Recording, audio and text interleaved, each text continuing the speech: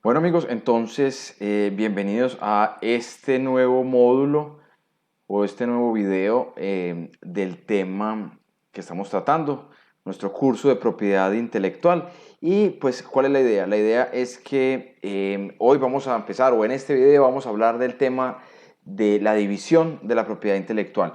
La propiedad intelectual, como habíamos visto en la clase pasada, se dividía en dos, que es el derecho de autor y la propiedad industrial. Entonces, no sé si recuerdan los que estaban en el curso, cuál era derechos de autor y cuál era propiedad industrial. Listo, vamos a empezar con el tema de derechos de autor. Ahí ven la C de copyright. Entraremos en algún momento a hablar del tema de esa C, qué significa. Y bueno, ¿quién recuerda del curso en el que asistieron? ¿Quién recuerda qué es el tema de derecho de autor? ¿Qué es derecho de autor? Y le puedo dar, pues aquí dar segundos es complicado, pero pues se los voy a dar igual, 2, 3 segundos ya, deben haber pensado qué recuerdan de ese curso, de qué se trata el derecho de autor, que ya la que sigue es la definición. Y derecho de autor, como lo podemos ver ahí, es esa parte del derecho que se encarga de la protección de las obras artísticas, científicas y literarias. Entonces, protección de obras artísticas, científicas y literarias. Entonces, de esa definición, ¿qué podemos sacar? Y vamos a mirarlo por aquí con este rojo. Podemos sacar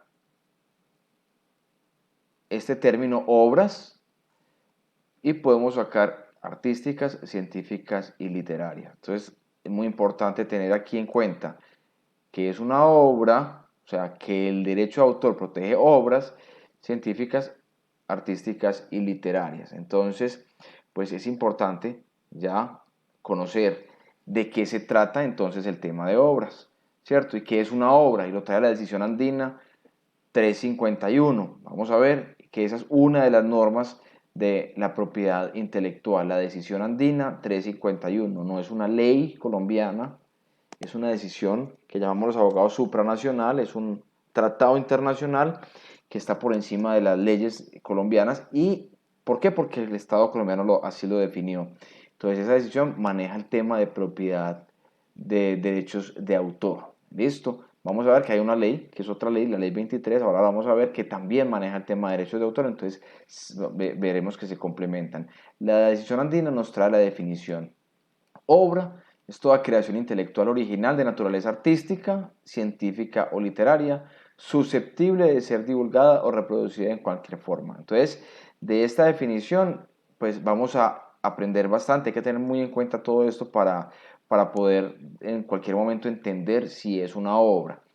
Toda creación intelectual original, ya sabemos pues que es la parte, que sea naturaleza artística, científica o literaria, y ojo con esto, tiene que ser susceptible de ser divulgada o reproducida en cualquier forma, o sea, que pueda ser divulgada. El susceptible es poder ser divulgada o reproducida en cualquier forma. Si no lo es, entonces pues no va a cumplir con el requisito de ser obra. Ahora, artística, listo. Y aquí vamos a definiciones que traen los autores. Son aquellas obras que impactan el sentido estético de quien las contempla. Listo, ahí vemos entonces, por ejemplo, la escultura. Esta definición es de la autora Delia Lipsic. Pensemos en qué otro tipo de obras artísticas hay. Listo, no solamente en la escultura, pensemos en un cuadro. Listo, pensemos, pues piensen ustedes, ¿cierto? Voltéense si están en sus casas o en sus oficinas a ver qué tipo de obras artísticas ven ustedes que puedan ser protegidas por medio de propiedad intelectual. Ahora, la obra literaria, listo, ¿cuál es la obra literaria? Y ahí vemos pues el ejemplo, ¿cierto? Entonces tenemos, por ejemplo, pues supongamos que esto es una novela, eh, y estoy poniendo aquí este ejemplo, que es un código de software. Ya vamos a ver por qué estoy poniendo un software, no lo vamos a ver en este video, pero lo vamos a ir viendo. Listo, porque el software realmente se protege mediante el tema de derechos de autor. No, pues digámoslo de una vez, porque igual ya creo que en el curso lo habíamos hablado. El software se ha asimilado a una obra literaria y por eso es que se encuadró dentro del tema de derechos de autor. ¿Por qué se encuadró como obra literaria, o sea, asimiló a una obra literaria? Porque dicen o dijeron que pues era similar, cuando mirabas este código, pues que era similar a una obra literaria. Y pues les traigo algunos otros ejemplos, pues todo en fotos, ¿cierto? Eh, la obra artística, como el cuadro, una escultura. Y esta, que no había hablado de ella, sin embargo hubo un taller en el que se habló de ella extensamente, que es la obra arquitectónica. La obra arquitectónica también se protege mediante los derechos de autor. Y pues en este momento les traigo una pregunta. Y es por qué creen ustedes que es importante la propiedad intelectual?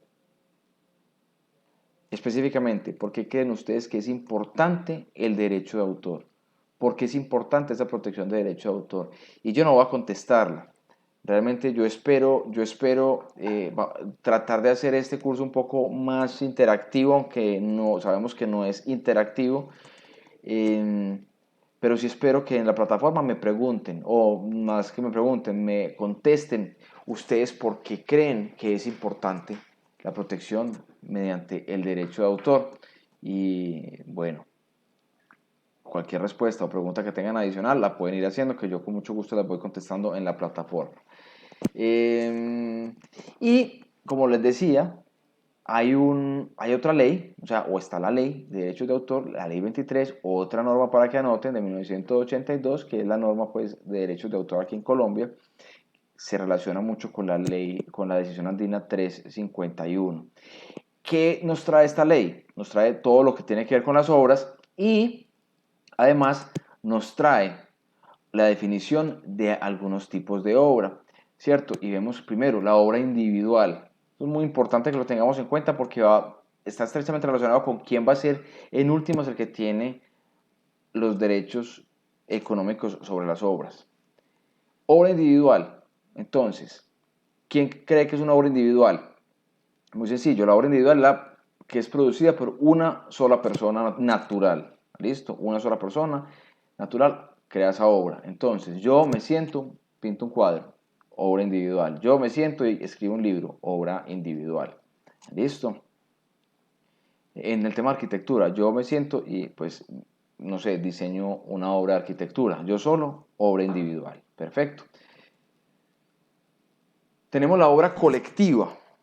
Y entonces pensemos qué creen que es una obra colectiva. La obra colectiva es, y aquí viene también la definición que está en la ley, que es la que es producida por un grupo de autores, por iniciativa y bajo la orientación de una persona natural o jurídica, que es quien coordina y quien la divulga pues, y la publica. Entonces vean, hay un grupo de autores, pero coordinados por uno, que puede ser o natural o jurídica. ¿Listo? El coordinador, no el autor. Ejemplos. Estamos haciendo una obra científica, estamos investigando un tema, entonces vamos a crear una obra científica. El autor o los autores pueden ser varios, pero es muy posible que sea una empresa la que haya contratado a todos esos autores para crear la obra y haya sido esa empresa la que por intermedio de alguna persona o de otra persona les haya dicho a estos investigadores, vea, ustedes deben hacer esta obra o esta investigación y escribir sus resultados de esta forma, orientando todo, ¿cierto? Entonces, esa es una obra colectiva. Todos ellos trabajan bajo la dirección de esta otra persona. ¿Listo? Autor. Y el autor de la obra. Bueno, aquí es importante que les muestre algo porque creo que no había pasado en ninguna de las anteriores diapositivas. aquí pueden ver que hay una atribución, Alpha Stock Images. Entonces, estas son las personas que manejan esta imagen. Esta imagen es libre, pero por esta imagen piden una atribución. Entonces, me permiten usarla, pero yo tengo que decir de quién es la obra. Entonces, es muy importante que lo tengan en cuenta. Las otras que he usado, créanme que no tiene, o sea, son libres y no hay atribución. Entonces, en las que pongas porque hay atribución. Y mucho ojo, supervisores, mucho ojo, siempre que vean imágenes, ustedes tienen que saber de quiénes son los derechos. ¿Listo? Autor, porque estamos hablando de autor. ¿Quién es autor? Eso es importante que lo sepan. ¿Quién es el autor de una obra? Y el autor de una obra es la persona física que realiza la creación intelectual. Persona física que realiza la creación intelectual. Y aquí lo pongo en rojo o en ese color.